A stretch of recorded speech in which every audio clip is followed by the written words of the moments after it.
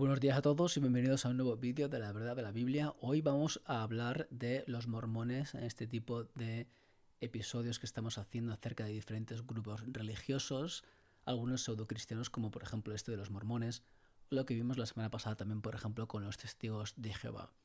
Y en estos vídeos pues hacemos una pequeña introducción de cada grupo y pues lo hacemos de una manera breve de la historia de cada grupo para luego ir un poco a temas más teológicos de lo que creen y cómo esto va en contra de los principios bíblicos, ¿vale?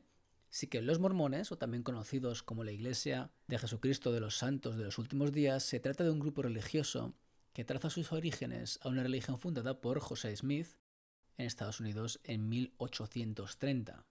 Según el Diccionario de Creencias, Religiones y Sectas y Ocultismo, el mormonismo ha sido la religión de mayor éxito y distinción jamás nacida sobre el suelo americano. Y antes de entrar en más detalles sobre su historia, vale la pena remarcar que los mormones son famosos por la predicación de casa en casa, muy parecida a los testigos de Jehová, y las misiones. También son famosos al tener ciertas prohibiciones como el alcohol, por eso no beben vino en la Santa Cena sino agua, el tabaco, el café y el té, por ejemplo. Así que bueno, la persona líder de este grupo, por quien este movimiento originó, se llama José Smith, que antes de fundar la religión mormona era un cristiano que, a pesar de estar en una familia donde su madre, hermano y hermana se convirtieron al presbiterianismo, él se entregó supuestamente a un más serio estudio de la religión. Según la página web de los mismos mormones, José Smith consideró las diferentes iglesias que había en la región, pero también percibía la distancia que había entre las enseñanzas de Jesucristo y la forma en que las personas se trataban mutuamente.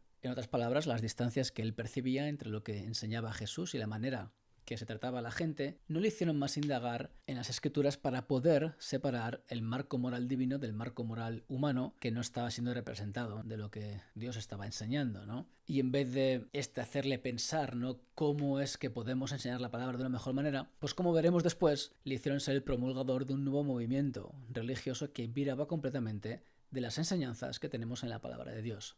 Es decir, en vez de ver este tipo de problemas que había en la iglesia y decir vamos a someternos a la palabra del Señor y a ver qué es lo que está pasando y a corregir según la palabra de Dios, lo que vamos a ver es que esto va a tomar un cambio completamente diferente a lo que debería de haber sido. Así que dejando este pequeño gran detalle de lado, la historia de José Smith es que dice que un día en la primavera de 1820 se fue a un bosque y, basado en Santiago 1.5, lo hizo para que Dios le diera la guía necesaria para saber qué tiene que hacer. En ese momento, según la iglesia mormona, como respuesta a la oración de José Smith, se le aparecieron Dios y Jesucristo. Jesucristo llamó a José Smith a su obra. En lugar de unirse a otra iglesia, José prestaría servicio como profeta moderno para ayudar a restaurar la iglesia original que fue establecida por Jesucristo. Y esto es muy interesante porque esa iglesia original la tenemos en la palabra del Señor. Pero bueno, vamos a ver lo que pasa, ¿no? Después de este supuesto encuentro con Dios y Jesús, José Smith fue llamado a sacar a la luz el libro de Mormón, que, como ellos mismos aseveran, se trata de un registro sagrado y volumen de escrituras nuevo que, junto con la Biblia, enseña acerca del Evangelio de Jesucristo. Así que, junto con esta revelación del libro mormón, José Smith fue, según los registros de los mormones, preparado para organizar la Iglesia de Jesucristo de los Santos de los Últimos Días el 6 de abril de 1830, basándose en la organización de la Iglesia de Jesucristo de 2000 años antes. Así que este sería el primer encuentro sobrenatural que José Smith tiene, y según el Diccionario de Creencias, Religiones, Sectas y Ocultismo, lo que hizo Smith es contar esta revelación a un pastor metodista, quien le dijo que estas visiones eran del diablo. Un mensaje ciertamente acertado, ¿no? Sin embargo, y pese a que nadie estaba a favor de esto, ¿no?, de este tipo de visiones, que sabemos que otras religiones han empezado así, sino que se lo pregunten a Mahoma, pues decidió seguir con su visión, según él divina, y se dispuso a esperar a que el Señor supuestamente le dirigiera. Y es en este momento cuando Smith tuvo la segunda visión, en 1823, el 21 de septiembre. Mientras oraba, pues afirmó que una luz brillante llenó la habitación, esto estoy citando a este diccionario de sectas y religiones, ¿no?, y que una figura resplandeciente iluminada apareció junto a la cama. El personaje se identificó ante Smith como Moroni, un mensajero enviado por Dios para encomendar una tarea a José. Moroni le contó que había un libro escrito en planchas de oro. En las planchas se describía la historia de los primeros habitantes de Norteamérica y de su llegada a aquellas tierras.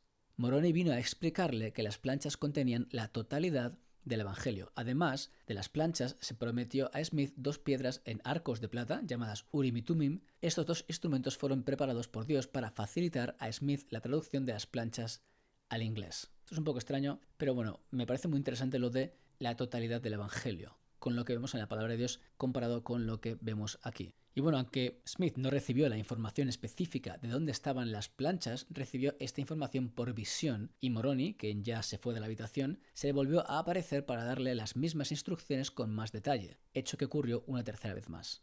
El mismo hecho ocurrió al siguiente día, donde Moroni se le volvió a aparecer una cuarta vez. Y este evento, bueno, pues se sigue alargando, pero para no hacer esto eterno, el 22 de septiembre de 1827, Smith recibió las planchas para guardarlas y al final las tradujo en lo que resultó ser el Libro de Mormón. Como dice la Enciclopedia Británica, la traducción es mía, llamado así en honor a un antiguo profeta estadounidense que, según Smith, había compilado el texto registrado en las planchas y que relata la historia de una familia de israelitas que emigraron a América siglos antes de Jesucristo y fueron enseñados por profetas similares a los del Antiguo Testamento. Y bueno, aquí podemos estar mucho tiempo hablando de esto, de la historicidad, etcétera, pero no vamos a hacerlo por falta de tiempo, pero habría mucho que hacer aquí, mucho trabajo que hacer aquí, y mucha gente ya lo ha expuesto, ¿no? Pero bueno, con todo esto, aparte del Libro de Mormón, en esta organización religiosa existe más literatura que ellos consideran sagrada, y esto es muy importante. Según su propia página web, los santos de los últimos días no creen que las sagradas escrituras estén integradas solamente por la Santa Biblia, sino que poseen un canon ampliado de escrituras que además abarca el Libro de Mormón, doctrinas y convenios y la perla de gran precio. Por lo tanto, como se puede ver, este movimiento, que surgió en el 1800, se trata de un movimiento nuevo que expresa una nueva manera de entender la palabra de Dios. Se basa en unas visiones dadas a una persona en particular, a la cual le fueron dadas instrucciones claras de cómo actuar en adelante. Esta información que fue recibida se trataba de una nueva manera de entender las Escrituras, no solamente revisando y cambiando, como veremos después, versículos y creencias bíblicas, sino también añadiendo nueva literatura inspirada que, como veremos después, desafía fundamentos doctrinales claves que tenemos en la Escritura. Así que en la siguiente sección veremos ciertas de las creencias que tienen los mormones basadas en su nueva literatura inspirada. Vamos a ver unas cuantas creencias para mí impactantes de los mormones. Una de las primeras cosas que vamos a ver está relacionada con la afirmación que acabamos de ver con relación a cómo para ellos la palabra de Dios no está limitada a la Biblia, sino a otros tipos de revelaciones que recibieron después. Esta noción es crucial porque en este tipo de concepto es en el que se basan toda su teología y todo su sistema religioso. Es decir, sin este tipo de fundamento, ninguna de sus doctrinas pueden ser sustentadas. En el artículo que hemos leído antes son los cristianos mormones. Si podéis ver las diapositivas anteriores, veréis ahí que hemos puesto el link. Ellos siguen elaborando en su manera de postular que ellos no creen que la palabra de Dios, la Biblia, sea la única fuente de conocimiento y de revelación de Dios. En este sentido, ellos dicen, pero afirmar que la Biblia es la única y definitiva palabra de Dios, más concretamente la última palabra escrita de Dios, es afirmar más a favor de la Biblia de lo que ella declara sobre sí misma. En ningún lugar de la Biblia se proclama que todas las revelaciones de Dios estarían reunidas en un solo volumen, el cual sería considerado completo para siempre y que no se podría recibir más escrituras reveladas. Y bueno, aunque algún día podremos hablar un poco más del canon de la Biblia que tenemos, vamos a seguir con lo que ellos dicen. Es más, no todas las iglesias cristianas están seguras de que el cristianismo deba definirse por un compromiso a un canon cerrado. A decir verdad, el argumento de la exclusión basándose en un canon cerrado parece emplearse de una manera selectiva para impedir que se llame cristianos a los santos de los últimos días. Ninguna rama del cristianismo se limita completamente a los textos bíblicos a la hora de tomar decisiones doctrinales o al aplicar principios bíblicos. Por ejemplo, los católicos romanos recurren a la tradición de la Iglesia y al magisterio, es decir, maestros, incluso papas y concilios, en busca de respuestas. Los protestantes, en particular los evangélicos, recurren a lingüistas y eruditos de las Escrituras para obtener respuestas, así como a los concilios y credos de la Iglesia posteriores al Nuevo Testamento. Para muchos cristianos, estos concilios y credos son tan canónicos como la Biblia misma. Para establecer la doctrina y comprender el texto bíblico, los santos de los últimos días recurren a los profetas vivientes y a otros libros de escrituras adicionales, el Libro de Mormón, Doctrina y Convenios y la Perla del Gran Precio. Así que, como se puede apreciar, los mormones están apelando al magisterio católico, que creo que también es problemático, porque incurre en problemas muy parecidos a lo de los mormones en cuanto a su capacidad de añadir doctrinas, etc. Pero vemos cómo expresan como acerca de los protestantes que existen estos credos y concilios. y cómo también acudimos a lingüistas y eruditos para interpretar y obtener respuestas sobre la palabra de Dios. Ese es el tipo de base que utilizan para expresar cómo ellos recurren también a otros libros como el Libro de Mormón, Doctrina y Convenios y La Perla de Gran Precio. Y por lo tanto se basan que esto no es muy diferente a lo que, por ejemplo, nosotros, en lo que concierne a nosotros como protestantes, hacemos con los concilios y con los eruditos. Sin embargo, yo creo que, como habréis podido ya notar, la diferencia entre los concilios y los estudios hechos por eruditos es que, a diferencia de los escritos adicionales de los mormones, estos que hacen los protestantes, que ellos dicen, no traen una nueva revelación que difiere o contradice con lo que tenemos en la palabra de Dios. Sin embargo, los mormones sí que hacen esto. Es decir, como vamos a poder comprobar, ellos van a traer una nueva revelación que no solamente añade palabras autoritativas a la Iglesia, sino que cambia y contradice ciertas de las bases del cristianismo que tenemos plasmado en las Escrituras. Es por este tipo de razón que Pablo puso estas palabras, mas si aun nosotros o un ángel del cielo, y lo he puesto en amarillo a propósito, os anunciaré otro evangelio diferente del que os hemos anunciado, sea anatema. Como antes hemos dicho, también ahora lo repito, si alguno os predica diferente evangelio al que habéis recibido, sea anatema. Y recordemos que anteriormente los mormones expresaban cómo Smith recibió la totalidad del evangelio, o en este sentido, un nuevo evangelio. Así que lo que vemos aquí en este mensaje, en este versículo inspirado por el Espíritu Santo, es que cualquier mensaje que vaya en contra de la palabra que se nos ha enseñado en las Escrituras debería ser contado como anatema. Y aunque alguno podría interpretar que estas palabras de Pablo se refiere al mensaje en sí del Evangelio, en realidad esto se podría aplicar, según mi manera de pensar, a cualquier palabra que vaya en contra de la Biblia. Aparte de esto, vale la pena remarcar las palabras de Pablo y cómo ya le había revelado el Espíritu Santo que por palabra de un ángel podría llegar un nuevo evangelio. En este caso vemos al ángel moroni famoso y cómo este se presenta a José Smith, con lo que vamos a ver después que se trata evidentemente de un nuevo evangelio. Sin embargo, pues si existen dudas con el versículo de Gálatas, que para mí no hay ninguna evidentemente, Pablo escribió en 2 Corintios 11:14 lo siguiente: porque si viene alguno predicando a otro Jesús que el que os hemos predicado, o si recibís otro espíritu que el que habéis recibido, u otro evangelio que el que habéis aceptado, bien lo toleráis. Es decir, cualquier otra revelación que vaya en contra de lo que ha sido enseñado acerca de Jesús no se puede considerar como algo que se deba de aceptar. En este caso vamos a poder apreciar cómo los mormones no solo presentan un nuevo evangelio, sino que también presentan a un Jesús diferente, afectando una vez más, como vimos con los testigos de Jehová y los solo Jesús, la ontología de Cristo.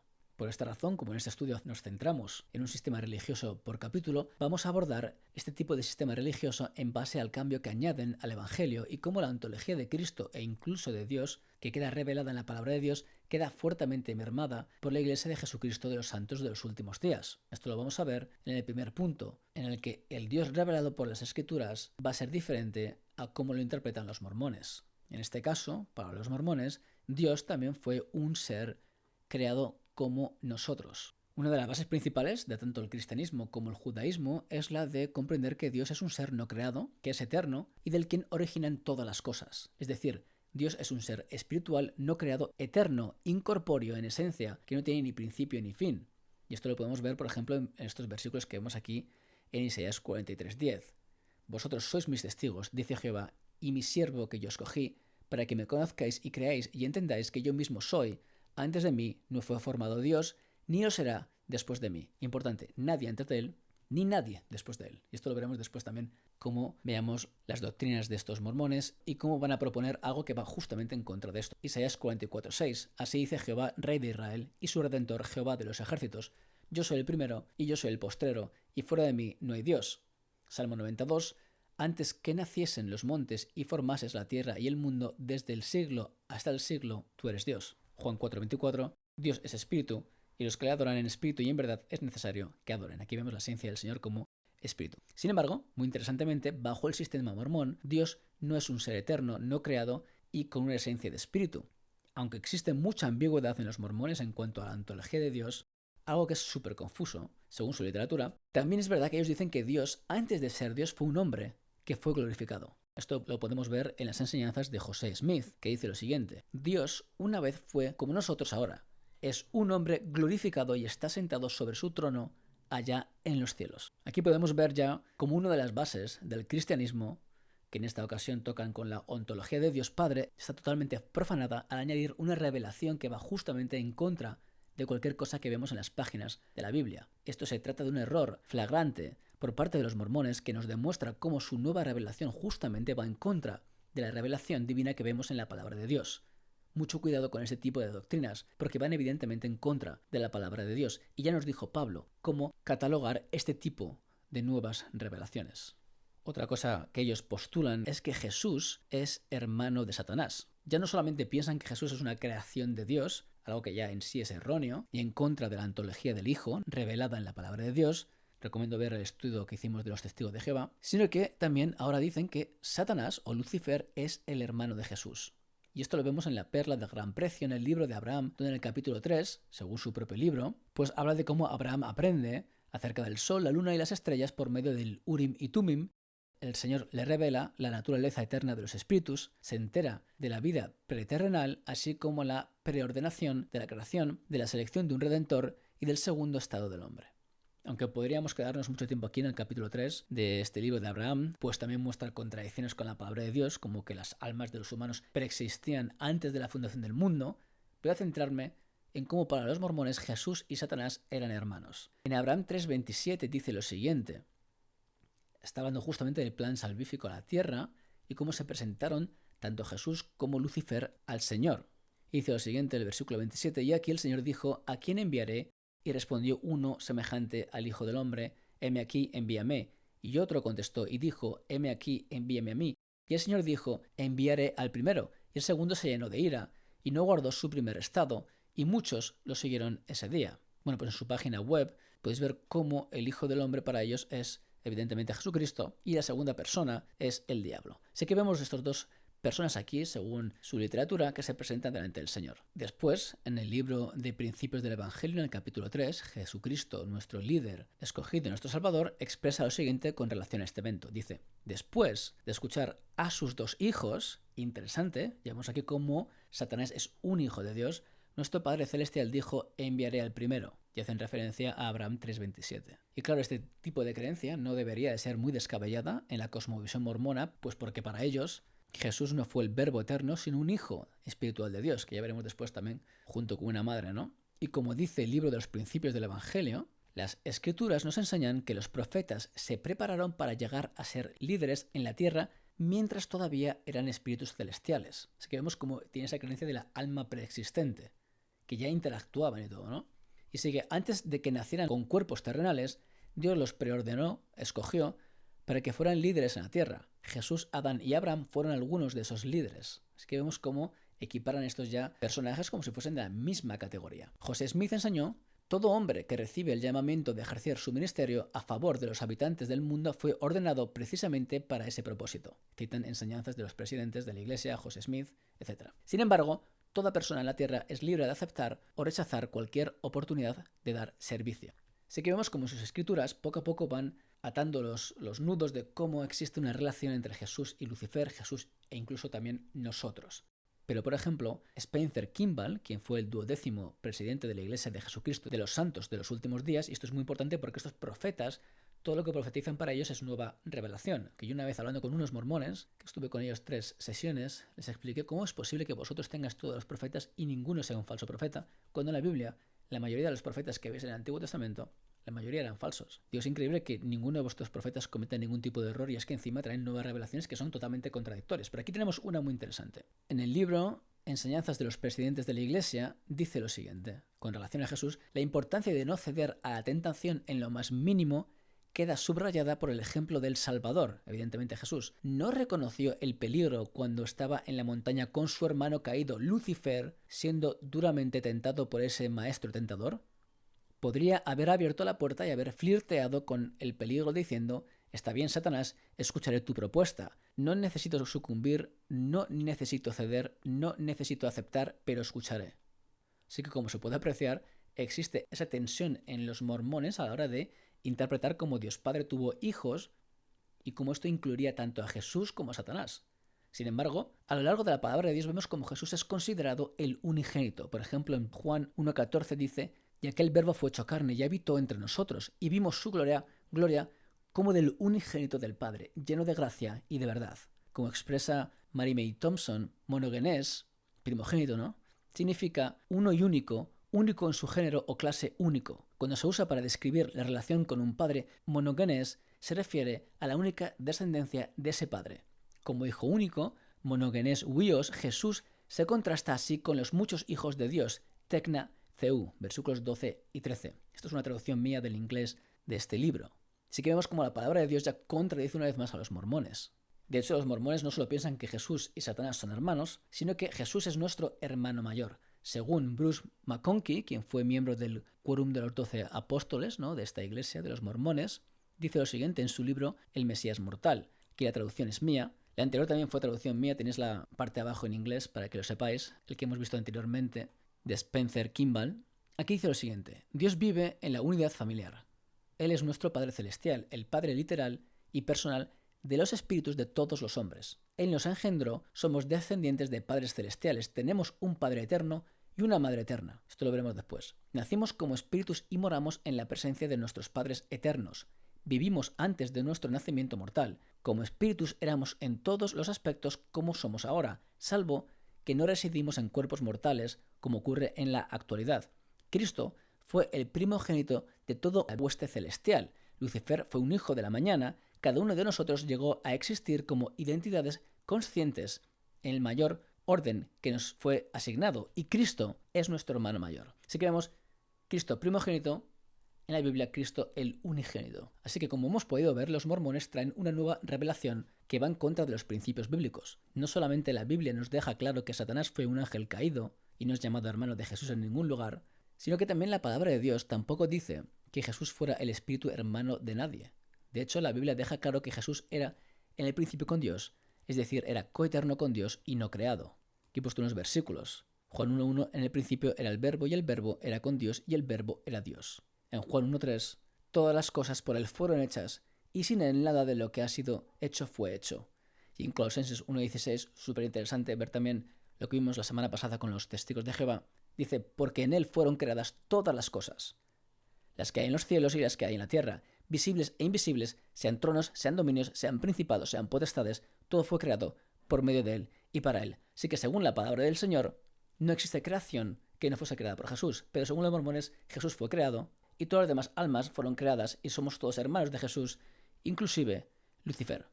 Por lo tanto, los mormones y su teología reveladora va en contra de todos los principios bíblicos revelados, ajustándose más bien al marco preventivo que nos dejó a saber el apóstol Pablo de este tipo de nuevas revelaciones que iban en contra del mensaje predicado y de la ontología del Hijo, presentando un nuevo Cristo creado en la eternidad, hermano de Lucifer y nuestro hermano también. Una total variación de lo escrito revelado en la palabra de Dios y que debe ser reprendido por el error tan grave que es. Aparte de esto, hay más enseñanzas que son totalmente chocantes y antibíblicas. Por ejemplo, ellos enseñan que los seres humanos llegaríamos a ser como el Padre y el Hijo. Otro de los principios que ellos tienen es que en la exaltación no solo pasaremos a formar parte de la familia de Dios gozándonos con el Señor en su presencia, como dice la palabra del Señor, ¿no?, transformados, etc., sino que ellos, según los mormones, llegaremos a ser todopoderosos y tener la misma gloria, conocimiento y ser omniscientes y todo el dominio que tiene Dios. En sus escritos de los principios del Evangelio dice lo siguiente: los que reciban la exaltación en el reino celestial por medio de la fe en Jesucristo recibirán bendiciones especiales. El Señor ha prometido, todas las cosas son suyas. Estas son algunas de las bendiciones que recibirán las personas que logren la exaltación. 1. Vivirán eternamente en la presencia del Padre Celestial y de Jesucristo. 2. Llegarán a ser dioses. Aquí ya tenemos un problema, ¿no? 3. Estarán unidos eternamente con los miembros justos de su familia y podrán tener progenie eterna. ¿Qué quiere decir eso? Que en el cielo vas a procrear, según ellos. Recibirán una plenitud de gozo. Y 5. Tendrán todo lo que nuestro Padre Celestial y Jesucristo tienen. Todo poder, gloria, dominio y conocimiento. El presidente Joseph Fielding Smith escribió: mediante su Hijo, el Padre ha prometido que todo lo que Él tiene les será dado a los que obedecen sus mandamientos. Ellos crecerán en conocimiento, sabiduría y poder, yendo de gracia en gracia, hasta que la plenitud del día perfecto se despliegue ante ellos. Seguimos aquí otra contradicción con la que hemos visto en los versículos de Isaías, donde Dios dejaba claro que nadie había como Él, ni antes ni en el futuro. Sin embargo, aquí los mormones expresan que todos los que alcancen ese estado de exaltación llegarán a ser igual que Dios. Una vez más, presentando una nueva revelación inexistente en la palabra de Dios y que va en contra totalmente de los principios bíblicos revelados. El siguiente punto que también tienen ellos, que es bastante interesante, es que Dios tiene una mujer o la madre en el cielo. Así que Según ellos, los mormones, no solamente tenemos un padre, Dios, sino también una madre en el cielo. La razón de esto, imagino que es la lógica que hay en la reproducción. Si hay un padre y tiene hijos aquí en la tierra, pues igualmente en el cielo. Y como ellos seremos como Dios y nos vamos a tener una progenie, como dicen ellos, pues implicarán esto con Dios Padre. Según ellos, en su página web, en los principios del Evangelio, dice lo siguiente: la Iglesia de Jesucristo de los Santos de los Últimos Días enseña que todos los seres humanos, hombres y mujeres, son amados hijos procreados en espíritu por padres celestiales, un Padre celestial y una Madre celestial. Así que aunque los mormones reconocen que no hubo registros oficiales de una revelación oficial sobre José Smith al respecto, expresan que los líderes posteriores de la Iglesia, como os he dicho, son profetas, que lo que dicen es una nueva revelación que añaden, pues ellos han confirmado cómo existe una Madre celestial. En su artículo de la Madre celestial, los mormones dicen lo siguiente: Susan Young Gates, una líder prominente de la Iglesia, escribió en 1920 que las visiones y enseñanzas de José Smith revelaron la verdad de que la Divina Madre se halla al lado del Divino Padre. En la familia, una proclamación para el mundo, promulgada en 1995, la primera presidencia y el quórum de los 12 apóstoles declararon: cada persona es un amado hijo o hija procreado como espíritu por padres celestiales, y como tal, cada uno tiene una naturaleza y un destino divinos. Claro, esto tiene unos problemas teológicos tremendos, y de hecho, con relación a la oración al Padre Celestial pero no a la Madre, los mormones dicen lo siguiente: los santos de los últimos días dirigen su adoración al Padre Celestial en el nombre de Cristo y no oran a la Madre Celestial. En esto siguen el modelo establecido por Jesucristo, que enseñó a sus discípulos que siempre debéis orar al Padre en mi nombre. A los santos de los últimos días se les enseña a orar al Padre Celestial, pero como el presidente Gordon Hinckley dijo, el hecho de que no oremos a nuestra Madre Celestial de ninguna manera le resta importancia ni la denigra. Ciertamente, como el elder Rutger Clauson escribió, honramos a la mujer cuando reconocemos la divinidad de su prototipo eterno. Así que, como se puede ver, en su propia teología, los mormones han añadido un sistema de procreación similar al que encontramos en la Tierra. Por este tipo de razones es por la que tienen ese tipo de creencias doctrinales donde tanto Jesús como Lucifer pues son hermanos o nosotros mismos, ¿no? Pues son hijos espirituales del Padre y de la Madre celestial. Todo ese tipo de ideal pues basado en una especie de engendración o procreación cósmica entre el Padre celestial al que se le dirigen oraciones y la Madre celestial a la que se la venera. Interesante el concepto eso, ¿no? Así que una vez más, una revelación antibíblica sin ningún soporte y muy grave teológicamente y espiritualmente. Y el último punto que vamos a ver hoy es cómo los mormones también añaden palabras a la Biblia. Así que, de la misma manera que vimos con los testigos de Jehová, los mormones, y en este caso José Smith, tienen la audacia de añadir palabras y en algunas ocasiones versículos o porciones enteras a la palabra de Dios. Aunque el libro de Génesis que tenemos en nuestras Biblias acaba en el capítulo 50, versículo 26, lo podéis leer en vuestras casas, también en la Biblia que los mormones ponen en su página web, ellos también tienen, aparte de esto, una traducción de la Biblia de José Smith, que se trata, según ellos, de una revisión de la palabra de Dios, donde José Smith añade versículos extras en el capítulo 50, muy curiosamente para añadirse a sí mismo. Yo he puesto aquí unas cuantas partes de a partir del 26 en adelante para que veáis cómo él se añade a sí mismo. Jehová mi Dios levantará a un vidente, el que será un vidente escogido para el fruto de mis lomos. Así me dice Jehová, el Dios de mis padres, del fruto de tus lomos levantaré a un vidente escogido y será altamente estimado entre los del fruto de tus lomos, y a él daré el mandamiento de que efectúe una obra para el fruto de tus lomos, sus hermanos, y él los llevará al conocimiento de los convenios que yo he hecho con tus padres, y él efectuará toda obra que yo le mande, y lo haré grande ante mis ojos, porque ejecutará mi obra, y será grande como aquel de quien he dicho que os levantaría para librar a mi pueblo, y bendeciré a ese vidente, y los que traten de destruirlo serán confundidos, porque te hago esta promesa, pues te recordaré de generación en generación, y su nombre, aquí lo vemos, ¿no?, será José, y será igual que el nombre de su padre, y será semejante a ti, porque lo que Jehová lleve a efecto por su mano llevará a mi pueblo a la salvación. Así que vemos cómo José Smith pues tiene este tipo de audacia para, sin ningún tipo de temor, añadir a la palabra del Señor. Así que cuando vemos una vez más una revelación de traducción hecha por una persona que carece de base textual en otros textos antiguos y dos, que añade a la misma persona que creó este sistema religioso, se trata de una bandera roja tremenda a la que tenemos que prestar atención y evidentemente huir. José Smith deliberadamente ha añadido palabras al libro de Génesis para meter su nombre en él y así poder legitimizar sus visiones.